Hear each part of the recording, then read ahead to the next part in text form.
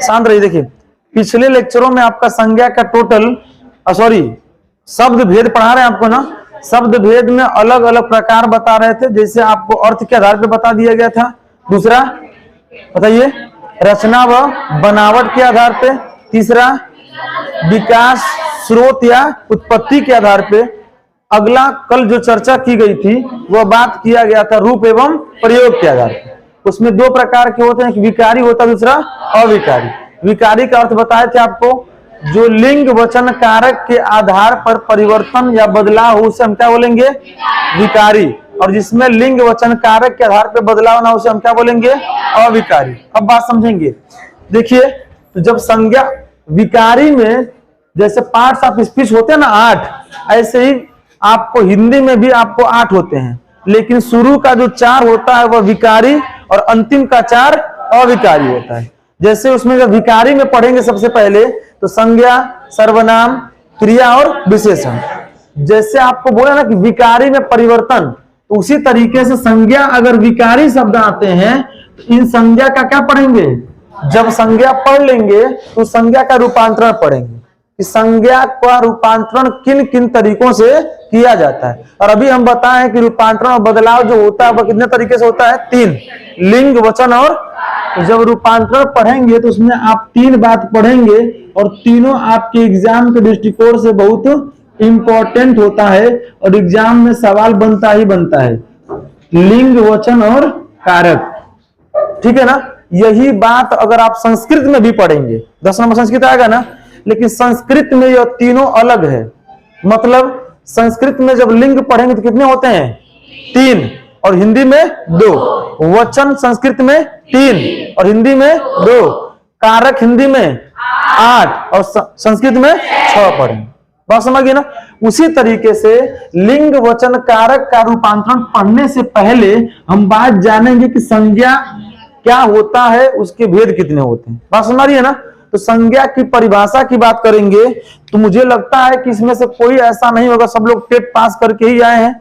और TET pass करने की बात छोड़ दीजिए, उससे पहले की बात यह बात कक्षा 3 से लेकर और हर बार ग्रामर के हिंदी में चाहे ग्रामर के अंग्रेजी सेक्शन में हम लोग पढ़ते आए हैं। ठीक, तो संज्ञा की परिभाषा क्या होती है, हाँ, इसी को सब लोग एक ही तरीके से पढ़ते, लेकिन थोड़ा थोड़ा अंतर देके सब बोलते हैं लोग। कुछ लोग बोल देते हैं किसी वस्तु, स्थान या पदार्थ के नाम को संज्ञा बोलते हैं, और इसी बात को कुछ लोग थोड़ा सा उसमें न बोलते हैं ना, जितना ही गुड़ डालेंगे उतना ही मीठा होगा। उसमें बोलते हैं लोग किसी विशेष स्थान, वस्तु एवं पदार्थ को। कुछ लोग इसी बतिया को थोड़ा सा और मॉडरेट करेंगे तो उसमें बोलेंगे कि किसी विशेष वस्तु, स्थान, नाम एवं पदार्थ के नाम को जो सार्थक हो। बस समझिए, वह नाम कैसे हो, सार्थक। तो इसके अगर यह बात नहीं बोलते तो परिभाषा गलत नहीं मानी जाएगी। बिकॉज अर्थ के आधार पर शब्द के भेद में आपको जब बताए थे तो 2 बताए थे ना, सार्थक और। तो जब हम निरर्थक शब्द को लेते ही नहीं है तो सार्थक ही ना होगा, तो उसमें कोई दिक्कत नहीं है। एग्जाम में आपके सुपर टेट है, यह लेखपाल और पुलिस नहीं है कि संज्ञा की परिभाषा पूछेगा। बात समझिए ना। सुपर टेट है तो संज्ञा की परिभाषा नहीं आएगा, इसीलिए हम लिखवा नहीं रहे, बोल दिया हमने और आप इसको दर्ज कर लेंगे। ठीक है, थोड़ा सा सहयोग करिए भाई।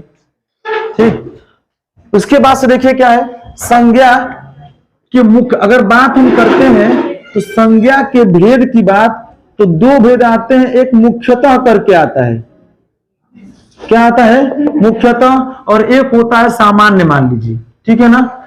यहां पर सवाल बनता है आपके एग्जाम में कि संज्ञा के मुख्यतः कितने भेद होते हैं, तब वहां पर आप बताएं कितने, 3। अगर सामान्य रूप से संज्ञा के कुल कितने भेद होते हैं तो क्या बताएंगे, 5। अब बात करेंगे मुख्यतः 3 कौन होते हैं। तो संज्ञा के मुख्यतः 3 भेद में आपका सबसे पहला कन्फर्म है कि व्यक्तिवाचक होगा ही। जैसे आप लोग परिभाषा बोले हैं ना, किसी विशेष वस्तु, स्थान, पदार्थ के नाम को, तो उसी पर एक और बोलते हैं नाम को भी बोलना है। तो किसी व्यक्ति का नाम भी क्या कहलाता है, व्यक्तिवाचक कहलाएगा। एक सामान्य परिभाषा मैंने बोला। दूसरा क्या हो जाएगा, जातिवाचक संज्ञा। जातिवाचक संज्ञा का मतलब हम नाम ले एक का और एक विशेष जाति या ग्रुप का बोध हो, ग्रुप का मतलब समूह मत समझिएगा, उस जाति के बारे में कहा जाए। जैसे मैं कहूं कि बिल्कुल समूह कह देंगे ना तो वो समूहवाचक में चला जाएगा। जैसे उस वर्ग का, जाति का मतलब किससे है? वर्ग से। मतलब मैं कहूं गाय, तो गाय में किसी भी प्रजाति की हो गाय, लेकिन गाय की बात कही जा रही है। बात समझिए ना। अगर मैं कहूं लड़की, तो लड़की का मतलब सिर्फ लड़की को ही नहीं, मतलब एक लड़की को नहीं, लड़की जितने भी हैं किसी प्रकार की वो सब लड़की। स्त्री का मतलब सिर्फ स्त्री को, यह नहीं उसमें होगा कि एक स्त्री की बात कही जा रही है। इस तरीके से वहां पर क्या कहलाता है? जातिवाचक। और तीसरा क्या होता है? भाववाचक संज्ञा। यही तीन जो होते हैं वो मुख्य होते हैं। पहला व्यक्तिवाचक, दूसरा जातिवाचक, तीसरा। अब इन्हीं के आधार पर भाव का जन्म होता है। जैसे मान लीजिए मैं बोलूं बूढ़ा, मैंने क्या बोला? बूढ़ा। तो बूढ़ा व्यक्तियों की एक क्या है? जाति है। लेकिन मैं कहूं बूढ़ा से भाव में बदलिए तो क्या बन जाएगा? बुढ़ापा बन जाएगा। बात समझिए ना। इस तरीके से जातिवाचक से भाववाचक में परिवर्तन, ऐसे ही आपको अव्यय से भाववाचक में परिवर्तन, ऐसे ही आपको अलग अलग शब्दों के आधार पर भाववाचक में परिवर्तन एग्जाम में आते हैं। ये तीन मुख्यतः हो गए। अब बाकी दो, यहाँ तीन है या टोटल 5, लेकिन यहाँ पे बचे कितना? 2 ही ना। तो 2 कौन सा होगा बताइए? एक होता है समूह। अब देखिए आपके एग्जाम में कभी कभी समूहवाचक शब्द न देके लिख देगा समुदायवाचक, तो कहते हैं कि कुछ और बता दिया गया। देखिए समूह और समुदाय एक ही बात है। समुदाय का मतलब किसका बोध होता है? ग्रुप का। और समूह का मतलब किसका बोध होता है? ग्रुप का। मैं बोलूं इस कक्षा में, तो कक्षा शब्द क्या है? इस पूरे समूह की बात कर रहा है, इस पूरे ग्रुप की बात कर रहा है। तो यह हो जाएगा समूहवाचक या समुदायवाचक। और अंतिम आपका होता है क्या बताइए? उसी को हम कहते हैं द्रव्यवाचक, या उसी को हम क्या बोलते हैं? पदार्थवाचक कहा जाता है। अभी हाल ही में आरओ का पेपर हुआ था, उस पेपर में पूछा गया है कि हवा में, सॉरी, धुआं में कौन संज्ञा होगी? तो धुआं में क्या होगा? द्रव्यवाचक होगा। बात समझिए ना। अब समझेंगे कैसे, तो उसके लिए एगो ट्रिक बता रहे हैं। द्रव्यवाचक का मतलब सिर्फ पानी से मत समझिएगा। जितने भी आपके परिवर्तित रूप है ना, 3, क्या क्या? ठोस, द्रव और यह तीनों किस में आ जाएंगे? द्रव्यवाचक या पदार्थवाचक में आ जाएंगे। कोई दिक्कत? समझ में आ गई बात? एक बार फिर से रिपीट करेंगे। इस बात को आप 50 बार लिखेंगे, कोनो मतलब नहीं है लिखने का। बात समझ गई? इस बात को आप यहां पर लिख जाइए। जब ब्रेन में लिख जाएंगे तो यह बात भूलेगी। कॉपी पे आप एक बार नहीं कम से कम 50 बार लिखे होंगे। आप वनडे किसी तैयारी करेंगे तब भी बताया गया होगा, टेट की तैयारी किए होंगे तब भी बताया जाएगा, आगे की परीक्षाओं में जैसे हाई स्कूल से पहले आप जो भी पास किए होंगे, या हिंदी से आपने अगर उच्च डिग्री लिया होगा तब भी आप पढ़े होंगे। होता है ना। इस बात को सोचिए कितनी बार दर्ज करेंगे कॉपी में। कॉपी से बेहतर है कि अपने दिमाग में क्या करिए, उसके लिए क्लास में रहना पड़ेगा। क्लास में रहने का मतलब बैठने से नहीं मतलब है, अपने आप को चित्त दिया क्लास में क्या करिए, लगाइए। इस बात को मैं बार बार कहता हूं कि आप मनोविज्ञान के सेक्शन में शिक्षण कौशल पढ़ेंगे ना। शिक्षण कौशल के अंतर्गत वर्तमान भारतीय समाज में प्रारंभिक शिक्षा एक टॉपिक है, आपको पढ़ेंगे जब, उसमें महापुरुषों एवं महा का विचार पढ़ना है।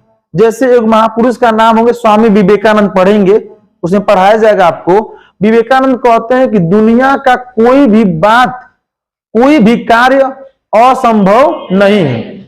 जब मैं शिकागो के सम्मेलन, सुने होंगे नाम, शिकागो का सम्मेलन में सभी वक्ताओं को टॉपिक दिया गया था।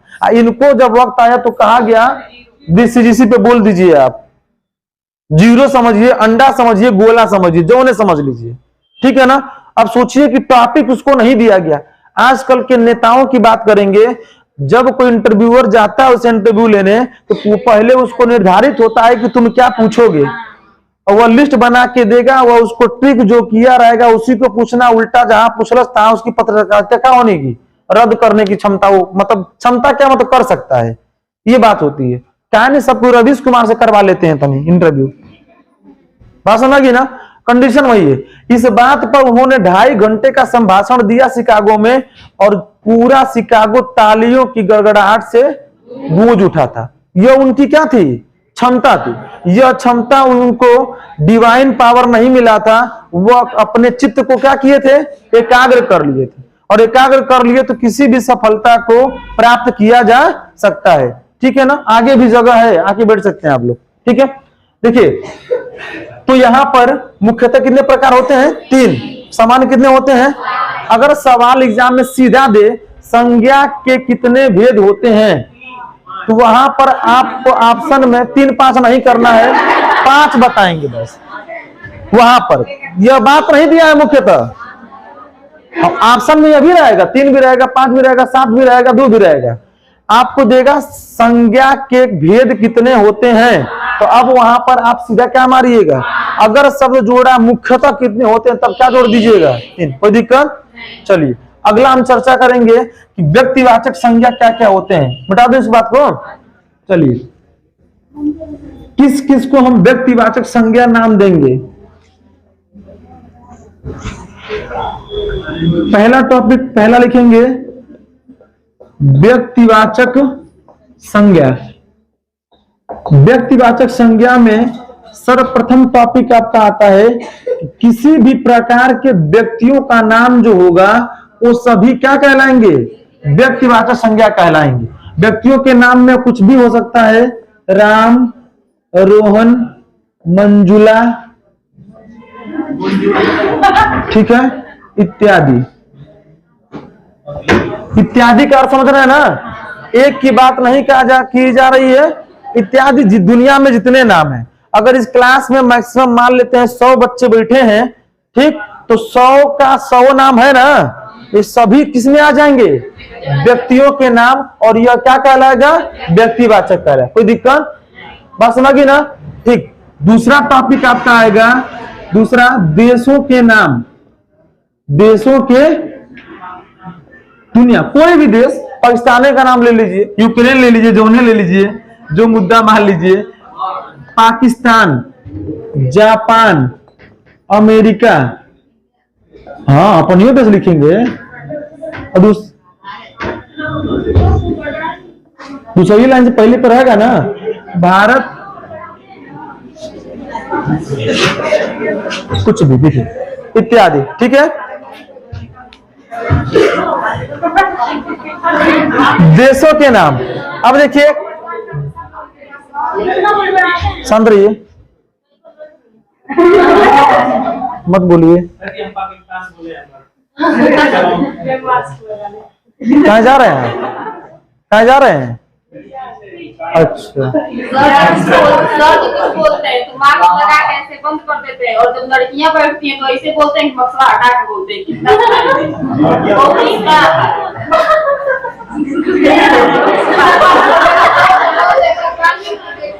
चलिए कोई बात नहीं, जगह है तो एडजस्ट कर लीजिए। अब सुनिए, क्लास, हाँ क्लास टाइम में मत करिए, बाकी टाइम में चलता है। क्लासमेट ऐसे है, student life is golden life. हर चीजों को सोच समझ के चीजें चलनी चाहिए। ठीक, शांत रहिए।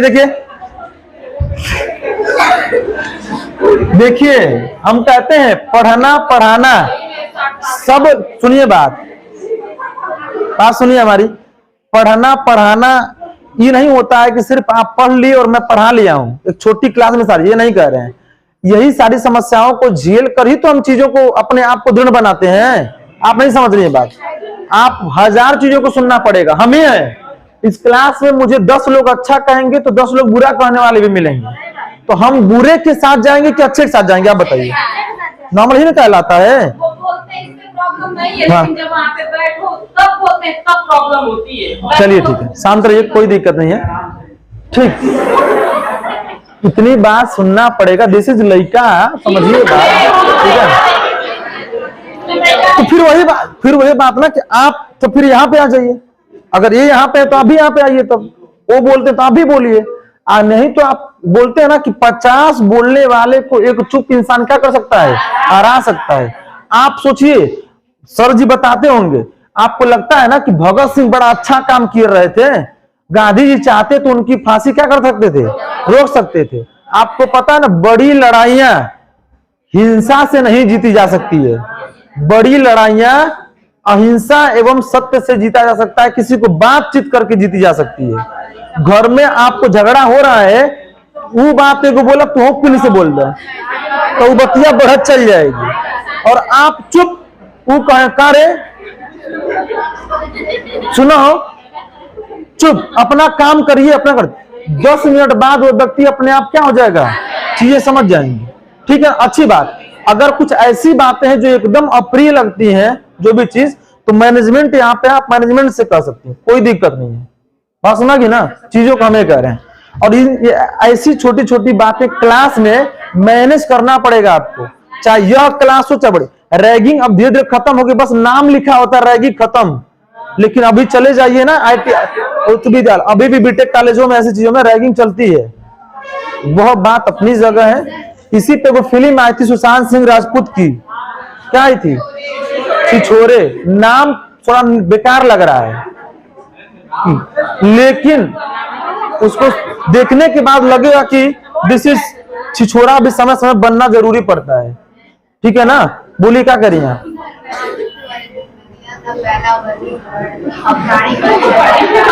हाँ जी, शांत रहिए। देखिए उसमें लिखा है, सही बात है, कि प्राणीवाचक और अप्राणीवाचक, जिसमें जीव होते हैं, जिसमें जीव पाए जाएंगे वो सभी प्राणीवाचक में आते हैं। किसमें? हाँ बिल्कुल। तो फिर कंडीशन देखिए क्या होता है, आप समझिए बात को। लेबल होता है सबका, बात समझ रही बात, लेबल के अकॉर्डिंग पढ़ाई जाती है। अच्छा बताइए, साहित्य में आपको डीप चीज मिलती है कि सामान्य में डीप चीज मिलती है? साहित्य में मिलती है। साहित्य कहां पढ़ाया जाता है? अपर पे। आपको हम प्राइमरी और जूनियर का टीचर बना रहे हैं, अभी हम प्राइमरी और जूनियर के अकॉर्डिंग पढ़ा रहे हैं। यह बात इंटर कॉलेज और डिग्री कॉलेज के अकॉर्डिंग टीजीटी पीजीटी पीआरटी में पढ़ाते अगर, तो इस बात के अंदर और भी हम बताते। यह लेबल का ऊपर होता है, और किताब वाले क्या करते हैं, उसी लेबल में से कुछ लेबल को चुरा के डाल देते हैं, तो लगता है कि हम क्या कर दिए, यूनिक डाल दिए, कि बच्चे हमको क्या करेंगे, पसंद करेंगे कापी को, और कोई मतलब नहीं है।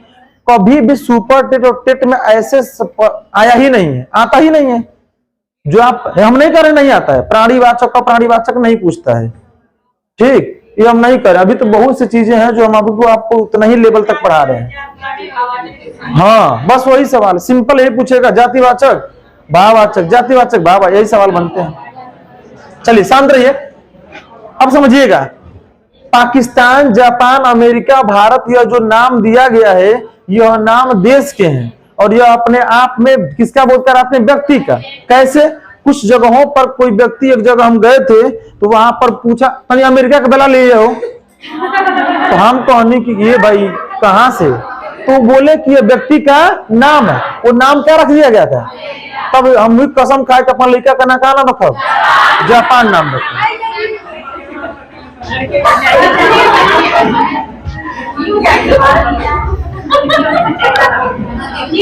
शुरू है बात, हम तो लड़के में पहले चाहे तो लड़की क्या सोचे हम। चलिए आगे देखिए,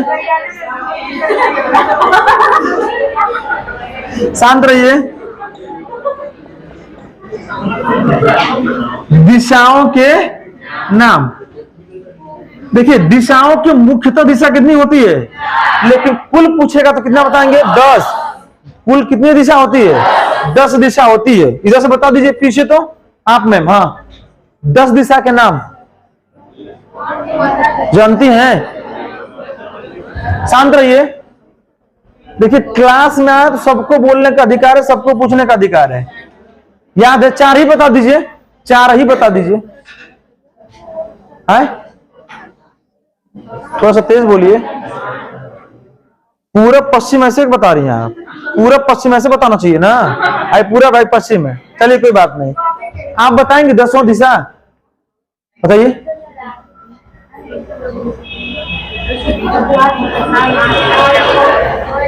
कुछ ज्यादा कलाकारी नहीं है, यह 4 हो गया। आईसी का चारों कोना 8, एगो ऊपर एगो, कितना हो गया? 10। अरे ऊपर नीचे नहीं होता है, बता रहे हैं। जैसे शांत रहिए, देखिए ऊपर क्या होता है नॉर्थ, नॉर्थ का उल्टा क्या होता है, इधर क्या होता है ईस्ट, इधर क्या होगा, हो गया ना। इस वाले को हम क्या बोलेंगे, बोलते हैं ना। कंडीशन समझिएगा, कुछ बच्चे गलती लिखते हैं पूर्व उत्तर, जबकि यह लिखना गलत है, उत्तर पूर्व होता है। यह भी कंडीशन समझिएगा, पूर्व उत्तर नहीं होता है, उत्तर पूर्व होता है। तो इसको क्या बोलेंगे आप बताइए, दक्षिण उत्तर होगा कि उत्तर दक्षिण होगा, सॉरी आज पश्चिम है ना, तो उत्तर। शांत रहिए, शांत रहिए।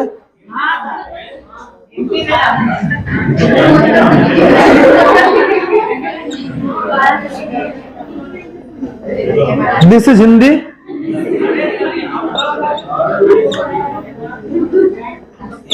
उर्दू लिख दे, वो लिख देंगे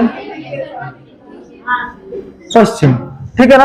अब देखिए क्या है, इस वाले हिस्से को हम बोलेंगे उत्तर पूर्व।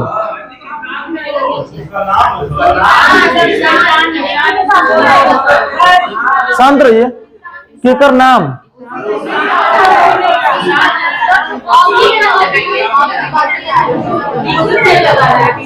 अरे भाई शांत रहिए, का नाम लिख कर रहे हैं।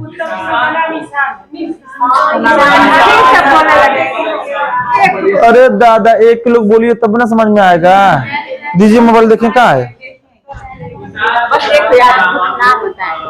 अच्छा दिस इज ये वाला,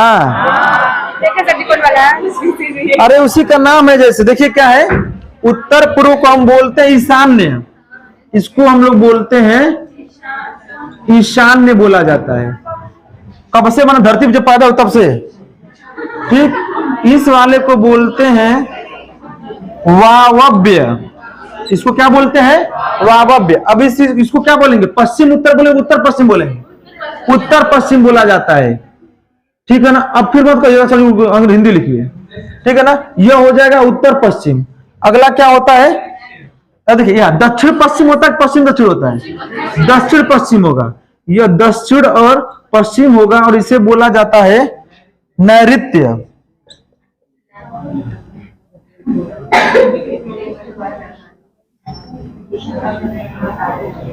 री कैसे बनता है, नैऋत्य, ठीक। और इसको बोलेंगे दक्षिण और पूर्व, और इसे बोलते हैं आग्नेय, ठीक है ना। और एक होता है ऊपर और दूसरा होता है नीचे। दे दीजिए मोबाइल, ठीक है ना। देखिए यह आपका दिशा का पूछ सकता है एग्जाम में कि उत्तर पूर्व का नाम क्या होता है, तो क्या बताएंगे, ईशान्य। उत्तर पश्चिम का क्या होता है, वायव्य।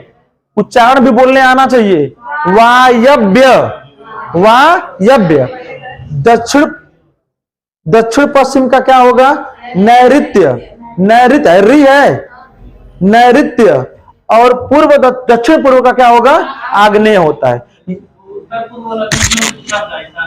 उत्तर पूर्व वाला, हाँ बोल, हाँ सही कह रहे हैं। ये सवाल आते हैं एग्जाम में, आ सकता है, ठीक है ना। तो इसको पढ़ लीजिए आप लोग, वही बताना चाह रहे हैं ना।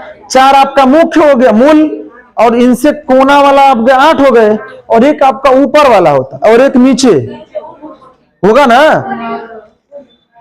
उसी को तो बोलेंगे वहां पे ऊर्ध्व, और दूसरे को क्या बोलेंगे, ठीक। देखिए दूसरा हम लिख दे रहे हैं, 8 की दिशा, 9वां दिशा लिख लीजिएगा ऊर्ध्व।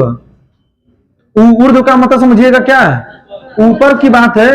और 10वीं दिशा का लिखिएगा अधो, और अधो का मतलब समझिएगा नीचे, ठीक है ना। यह बात आप 10 दिशा लिख लीजिएगा, अपने कॉपी में दर्ज कर लीजिए, ठीक। लिखना कॉपी के साथ साथ अपने दिमाग में भी, ठीक है। हाल ही में टेस्ट लेने वाले हैं, पता है ना, नहीं पता है, खत्म होने दीजिए बस। हिंदी नहीं पूरा, यह सेक्शन व्याकरण वाला, व्याकरण का सेक्शन है, अभी 8 पढ़ना है ना। 8 पढ़ने के बाद क्या कह रही है, नहीं मत लिखिए, कोई दिक्कत, ये सब लिखा हो, लिखे दिशाओं के नाम, हाँ देखने में मिल जाएगा, कोई क्या कहेगा। अगर लिखिएगा, नहीं लिख पाएगा आप, ले लो।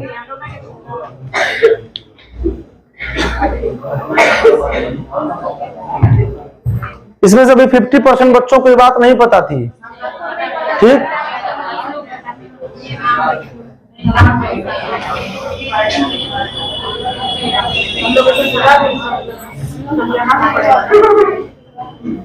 हो गया ना? एक बार दोहरा लीजिए, तब तक बाकी लोग लिख रहे हैं, दोहरा लीजिए। देखिए दिशाएं कितनी होती है? कुल 10। मुख्य दिशा कितनी होती है? 4। 4 मुख्य दिशा कौन होती है? पूर्व पश्चिम। कुछ लोग उल्टा बताते, पहले बताए पूर्व, उत्तर, पश्चिम, दक्षिण। पूर्व बताइए तो फिर क्या बताइए? पश्चिम। और उत्तर के बाद?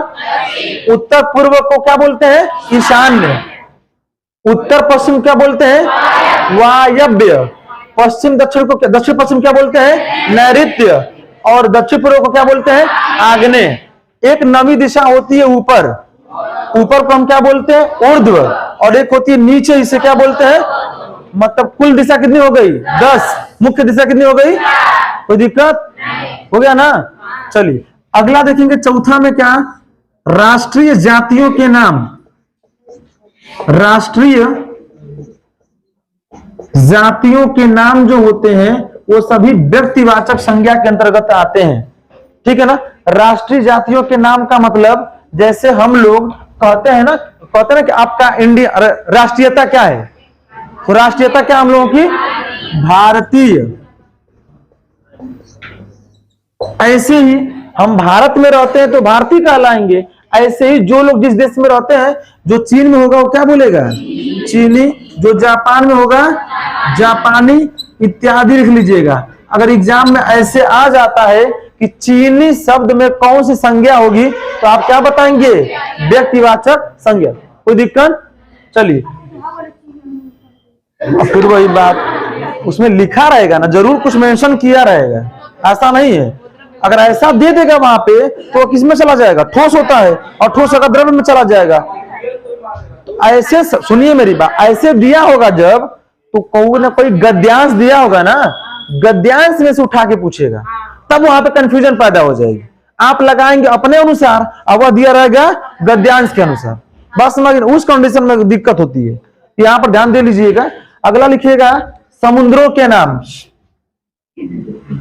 लिखिएगा समुद्रों। अब देखिए कुछ लोग लिखते हैं समुद्र, आधा नौ शुद्ध होता है समुद्र, समुद्र नहीं होता है। तो यहां लिखिए समुद्रों एवं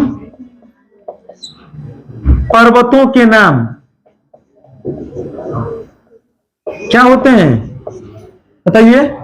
व्यक्तिवाचक संज्ञा के अंतर्गत आता है। समुद्र एवं पर्वत के नाम में, समुद्र के नाम बताइए, जैसे प्रशांत महासागर,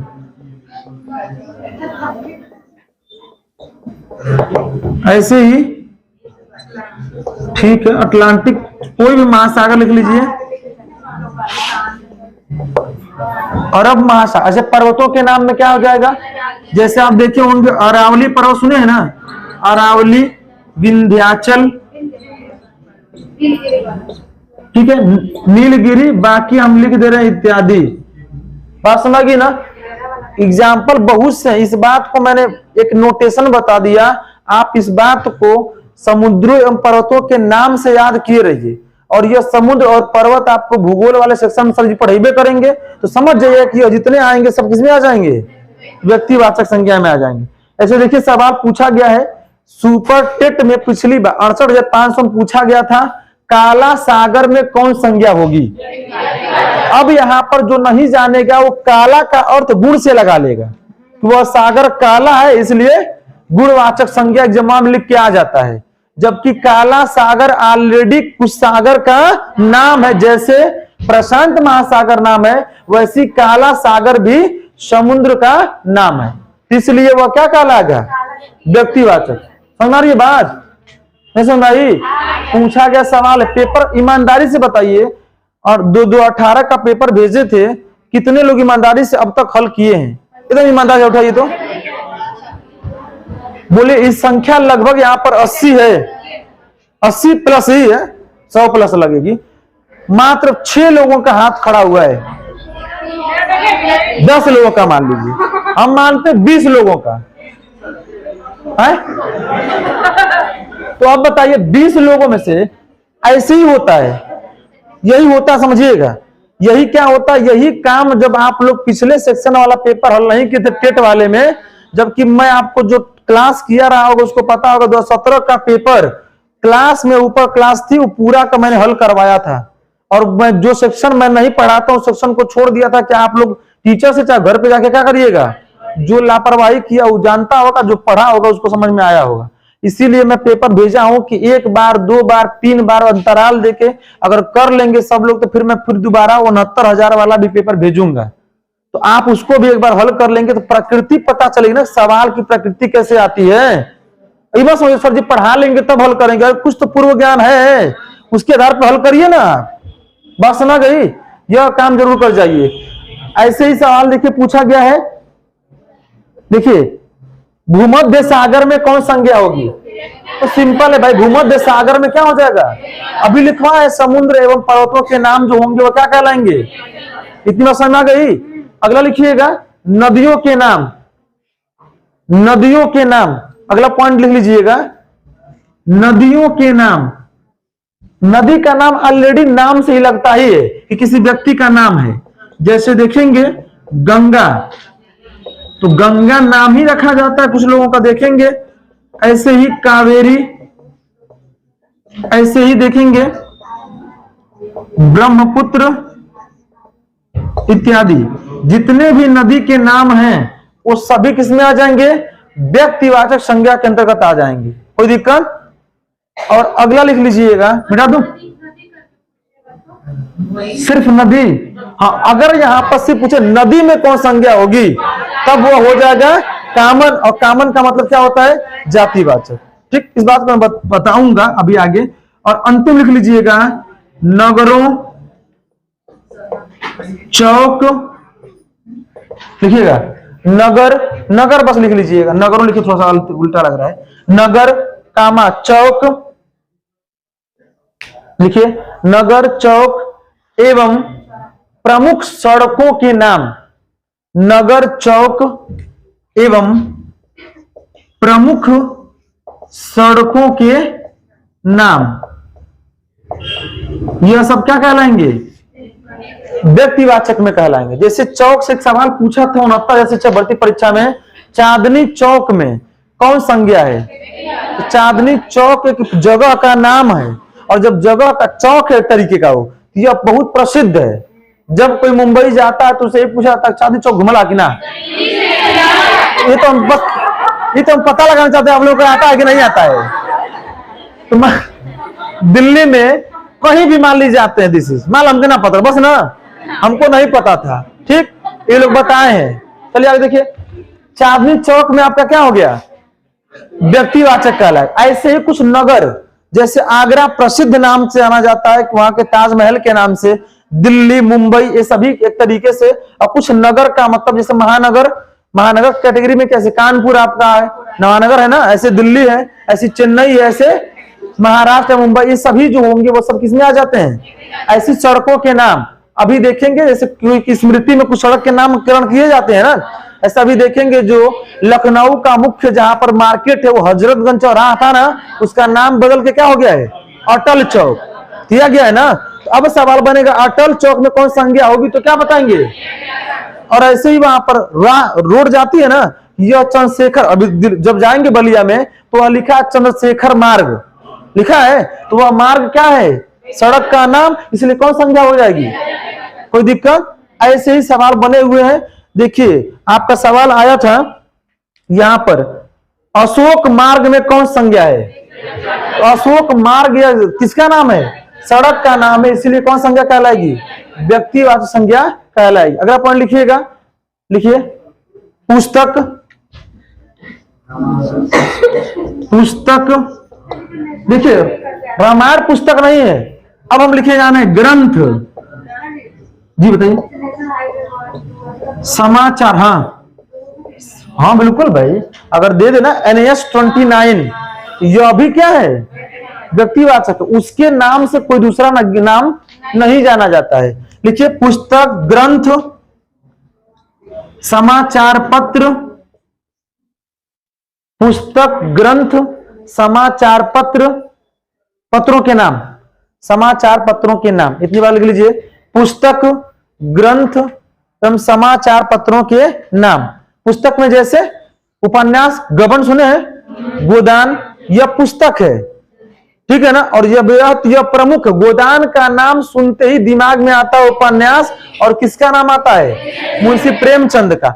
ऐसे ही बहुत से ऐसी चीजें हैं, पुस्तकें हैं जिनको प्रमुख है। ऐसी ग्रंथ की बात करेंगे, जैसे आप रामचरितमानस, गीता, बाइबल और कुरान, ये सभी किसमें आ जाएंगे, ग्रंथ में। और किसमें आएगा, संविधान इसी में आ जाएगा।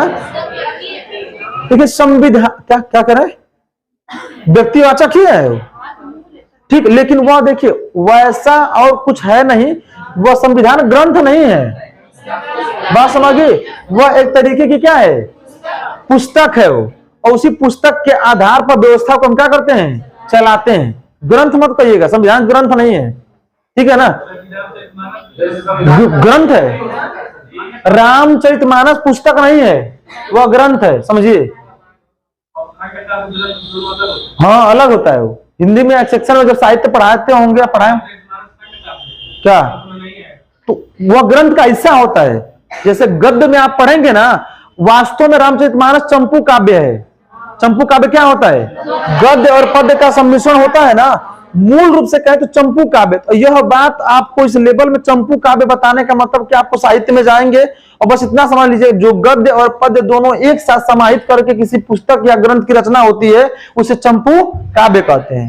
बात समझिए ना, तो वह हिस्सा है। हम एक नावली बता दिए कि यह ग्रंथ है। ऐसी कुरान भी एक प्रकार की पुस्तक नहीं, वो क्या है, उससे व्यवस्थाएं चलती हैं। आप नहीं समझ रहे हैं, क्या होगा बताइए।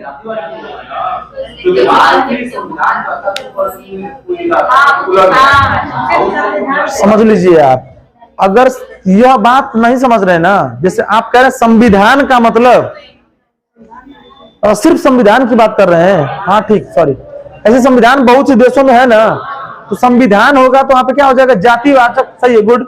और वहां पर अगर भारतीय संविधान की बात करेंगे तो सब भारतीय संविधान अलग है, ऐसी अलग है, तो वहां पर क्या हो जाएगा, व्यक्तिवाचक हो जाएगा। समाचार पत्र में आप समाचार पत्र के कोई भी नाम लिख सकते हैं, जैसे दैनिक जागरण, आज, दैनिक भास्कर, अमर उजाला, और भी बहुत से, times, the times of India अंग्रेजी में लिखता है ना, ये सभी जो होते हैं वो सब किसमें आ जाते हैं, व्यक्तिवाचक में आ जाएंगे। अगर लिखिए पॉइंट है, पत्रिका का भी नाम जो यूनिक होती है, जैसे उदंड, मार्तंड, पुष्दे, तो वही पत्र पत्रिका एक ही में आ जाएगा, तो वो उसमें किसमें हो जाएगा, व्यक्तिवाचक संज्ञा में आ जाएगा। अगला लिखिएगा, लिखिए ऐतिहासिक युद्धों का नाम। ऐतिहासिक युद्ध का नाम भी क्या होता है, व्यक्तिवाचक में आ जाएगा। ऐतिहासिक युद्ध का मतलब जैसे प्लासी की लड़ाई, ठीक, पानीपत का युद्ध, महाभारत, बस समझ, जलियांवाला बाग कांड, हाँ जलियांवाला, दिस इज वही जो आप समझ रहे हैं, ठीक है। तो ऐतिहासिक युद्धों के जितने भी नाम होंगे वो सभी क्या हो जाएंगे, व्यक्तिवाचक संज्ञा के अंतर्गत आएंगे। सवाल हम सुन रहे हैं, सुनिए, सवाल पूछा है कि अक्टूबर क्रांति में कौन संज्ञा होगी, अक्टूबर क्रांति, हाँ हाँ बिल्कुल भाई, हम तो बोले ना इतिहास उसके नाम से प्रसिद्ध है कि नहीं। जैसे अभी नाम ले लिया जाए, चौरी चौरा कांड की बात किया जाए, तो चौरी चौरा में आप नाम न लेके उसको सन से बोल दिए तब भी तो कहलाएगा व्यक्तिवाचक, लेकिन उस सन पे वही है और कोई नहीं ना है, इसलिए वहां पर क्या हो जाएगा, व्यक्तिवाचक संज्ञा कहलाएगा। जैसे अक्टूबर क्रांति दिया गया है, तो अक्टूबर क्रांति में सवाल पूछा है कौन संज्ञा होगी, तो कौन संज्ञा होगी, व्यक्तिवाचक संज्ञा कहलाएगा, ठीक है ना। अगला लिख लीजिए, अंतिम लिख लीजिएगा, अंतिम लिखिए, दिन लिखिए, अंतिम, दिन, महीना लिखिए, दिन, महीना, तिथि लिखिए, दिन, महीना, तिथि, त्योहार, एक ही में लिखवा रहे हैं सब, त्योहार एवं उत्सव के नाम। दिन, महीना, तिथि, त्योहार एवं उत्सव के नाम, ये सभी किस में आते हैं? व्यक्तिवाचक में आते हैं। दिन की बात करेंगे तो दिन कुल कितने होते हैं? 7 ही होते हैं। बताए थे दिन की शुरुआत किस महीने, किस दिन से होती है? रविवार से होती है। शनिवार से रविवार, और खत्म किस पे होता है? शनिवार पे होता है। बात समझिए ना, जान गए कुल कितने होते हैं? 7 महीना। लेकिन सवाल समझिएगा, सप्ताह कितने दिन का होता है? बताइए। 7। आप 8 नहीं होता भाई, 7 ही होता है।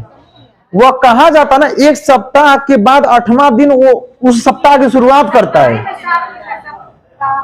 हाँ भाई, हाँ सब तुमने 7, वाह वेरी गुड। अगला क्या लिखा है? महीना। महीनों के नाम में कौन सा महीना का नाम? हिंदी के साथ साथ अंग्रेजी भी, लेकिन अंग्रेजी क्या, हाँ, तो हिंदी के महीनों के नाम में वो सवाल पूछता है, अश्विन पूछता है। अश्विन किस महीने को कहा जाता है? बताइए। हाँ लिखवा रहे हैं भाई, शांत रहिए। अब समझिएगा, शांत रहिए। देखिए अगली कंडीशन, हिंदी महीने जो होते हैं वो 2 पक्ष में होते हैं, 2 पक्ष में पाए जाते हैं। एक पक्ष को बोला जाता है कृष्ण पक्ष। शांत रहिए। कृष्ण पक्ष के अंतिम दिन को अमावस्या कहा जाता है। क्या कहा जाता है? अमावस्या। ऐसे ही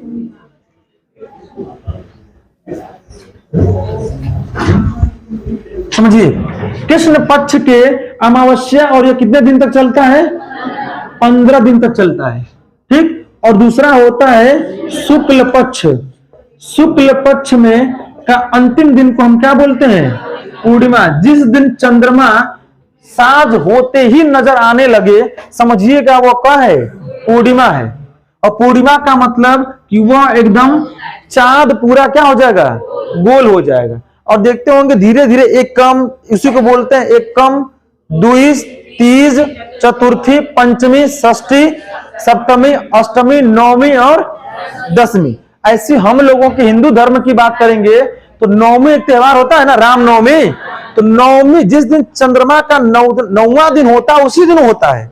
ऐसी क्या बोलते हैं कि शादीशुदा महिलाएं वो व्रत भुगते हैं तीज, तो वह तीसरा दिन ही जो निकलता है उसी। ऐसे ही होता है ईद का चांद जो बोलते हैं ना, चांद देख के, वो धर्म के आधार पे, तो वह उसी, और क्या बोलते हैं, दूसरा दिन या तीसरा दिन का ही चांद बस देखा जाता है उस महीने का जो शुरुआत होता है, वही होता है आपका कृष्ण पक्ष और शुक्ल पक्ष। ऐसे ही जैसे हम लोग का महीना से होता है ना कि जनवरी, तो जनवरी 30 दिन का हो गया ना, मान लीजिए 31 छोड़िए 30 दिन का, तो 15 दिन 15। लेकिन हिंदी जो माह होते हैं वो आधा आधा होते हैं। जनवरी का आधा, फरवरी का आधा, फरवरी का आधा, मार्च का। अगली कंडीशन, जैसे ही अंग्रेजी कैलेंडर में 9 वर्ष पहली जनवरी को माना जाता है ना, ऐसी हिंदी कैलेंडर में हम लोग फगुआ, इस समय चल रहा है ना होली वाला, होली ही हम लोगों का क्या है? नया साल है। और उसी दिन ये होता है, उसी दिन चैत्र शुरू हो जाता है। चैत्र हम लोग सामान्य भाषा में बोलते हैं चैत, और चैत्र का मतलब कि गेहूं पक जाएगा और गेहूं क्या करना है अब, और वही समय गाना गाता है चैता, चलता है ना। तो यही है आपका। देखिए सबसे पहला शुरू होता है क्या? चैत्र। चैत्र होता है ना, सुनिए कौन वाला लिख रहे हैं भाई। चैत्र माह जो होता है वह मार्च से शुरू होता है और आधा अप्रैल तक चलता है। बात समझिए ना, मतलब समझिएगा 18 को होली है ना, 18 को, तो 18 से शुरू होकर 18 अप्रैल तक क्या चलेगा? चैत्र चलेगा। बात समझ रही है ना, यह कंडीशन होती है। तो सोचिए जब पहला दिन चैत्र का सब, इसीलिए कभी कभी देखे होंगे जब गेहूं कटा जाता है, मान लीजिए शुरुआत तो अनहरिया में गेहूं रखा जाता है, अजोरिया में नहीं, कि कहीं से घून लग जाए, मतलब घुनवा ताकत रहने से कहां रखा था वहां से, ऐसा नहीं होता। एक माना जाता है परंपराओं या वैदिक संप्रदायों के परंपराओं के आधार पे ये बनाया गया है, ऐसा कुछ है वो नहीं। आप अजूरियों में रख देंगे तो गेहूं कोनो खराब नहीं होगा। आजकल टेक्नोलॉजी का जमाना चल गया। बोलिए।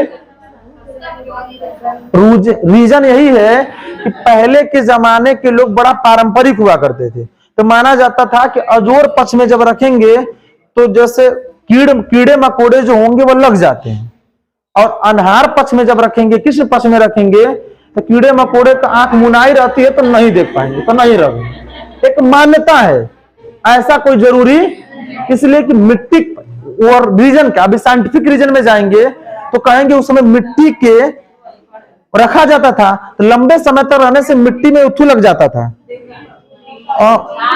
नहीं झाला टाइप, तो उसकी वजह से ढील कैसे पड़ता कपार में, जू कैसे होता था। पहले के लोग मट्टी से धुलते थे, मट्टी धुलते थे ना, पूछिएगा आज भी कभी सदन में मम्मी को पूछिएगा मिट्टी से धुलते थे, तो मिट्टी से उतना पानी भी नहीं होता था। आजकल हम लोग तो 50 बाल्टी से नहा रहे हैं, ठीक। तो कंडीशन है कि आप जब मट्टी अच्छे धुल नहीं पाता था तो मट्टी लंबे, और अगली कंडीशन कि आज हम ना सबेरऊ नहाते हैं, संजियों को नहाते हैं, जब उस समय हफ्ते हफ्ते हो जाता था, जब हो जाता था तो मट्टी धीरे धीरे सड़न पैदा कर देती थी और वह क्या जू का रूप ले लेती थी। बात समझिए ना। वर्तमान में भी कुछ लोगों की ढील है, ऐसा नहीं है कि भले कि आप छुपा रहे हैं, ठीक, पढ़ाओ समय करे सर जी, ठीक है, होता ऐसी बात नहीं है। अगर यहाँ पर कोई नहीं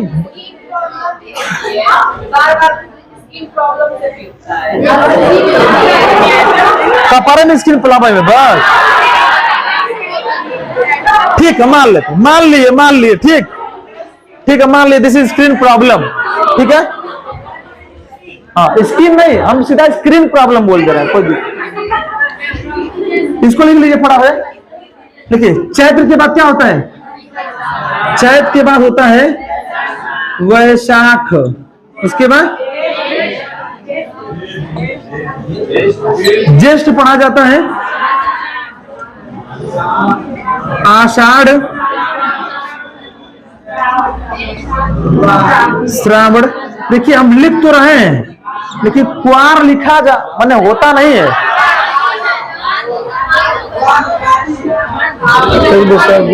श्रावण भादो, शांत रहिए, भाद्रपद होता है, शोर मत करिए। अरे देखिए क्या होता है, ऐसे लिखने में थोड़ा सा गड़बड़ा जाता है। लगातार पर जेठ बैसाख जेठ आषाढ़ सावन भादो कुआर कार्तिक अगहन पूष माह है ना, होता है फागुन, उसी तरीके का है। भाद्रपद के बाद क्या होता है बताइए, कुआर। तो कुआर को क्या पढ़ा जाता है, अश्विन होता है।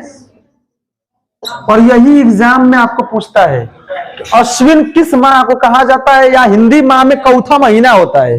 तो देख लीजिए, पहला दूसरा तीसरा चौथा पांचवा छठवां सातवां, और सातवां का मतलब है आधा सितंबर और आधा अक्टूबर माह में अश्विन पड़ता है। बात समझिए ना। कुआर के बाद बताइए, कार्तिक को कार्तिक कहते हैं, ठीक है। उसके बाद अगहन को क्या कहा जाता है, मार्गशीर्ष कहा जाता है। यह भी आपके एग्जाम में पूछा सकता है, पूछा नहीं है फिलहाल सीटेट रोड में, लेकिन यह सवाल बन सकता है कि अगहन को हम बोलते हैं मार्गशीर्ष। अगहन के बाद क्या होता है, पूष को हम पौष बोलते हैं, इसीलिए कहा जाता है पूष में ठूस पड़ेला। तो ठूस का मतलब समझ रहे हैं, ठंडी। सिंपल एकदम बता रहे हैं आपको, पूष पौष, और उसमें लोग ठेठ भाषा में कहते हैं पूष में कि बहुत पूछ पड़ता, मतलब ठूस ठंडा लग रहा है। और ठंडा का मतलब ठंडा महीना कौन होता है, आधा दिसंबर आधा जनवरी, यही महीना में अधिक ठंडी पड़ती है। इसीलिए पहले के कैलेंडर में 25 दिसंबर से लेके और 10 जनवरी तक लगभग एक शीतकालीन छुट्टी हुआ करती थी, होती थी ना। अब तो भाई जब से ठंडी पड़ जाए वो अनिश्चितकालीन छुट्टी मानी जाती है। पौष के बाद क्या होता है, यहां देखिए लिख रहे हैं हम, माघ।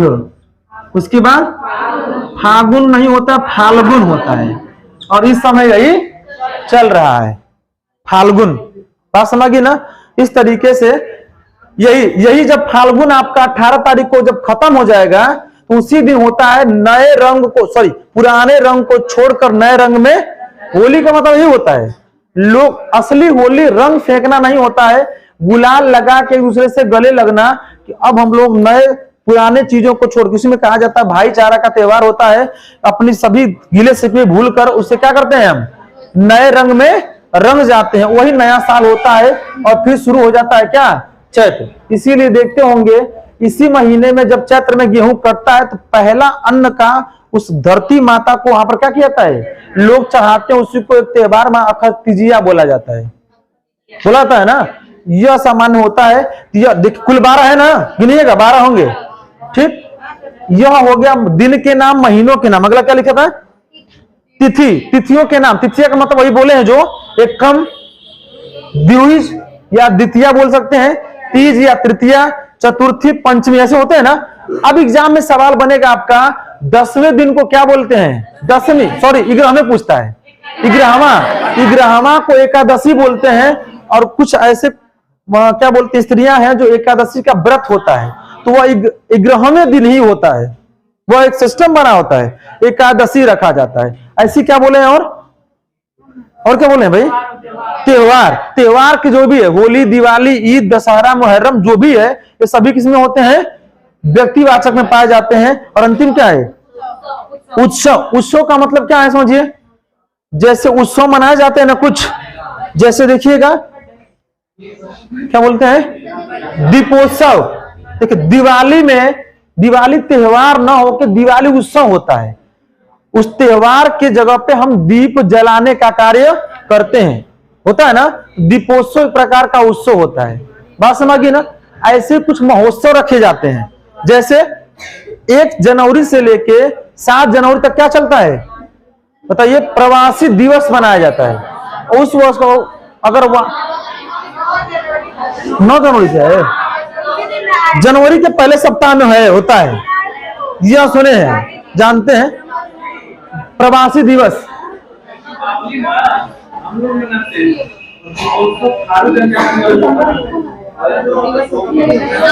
आप समझ नहीं रहे हैं, सुनिए मेरी बात। हम लोग जो दीपावली मना छोड़ रहे हैं, हम लोग जो दीपावली मनाते हैं वह खुशी के मनाते हैं, और वह जनजाति सर पढ़ाए होंगे वह अपने किसके लिए, शौक के लिए मजा लाते हैं।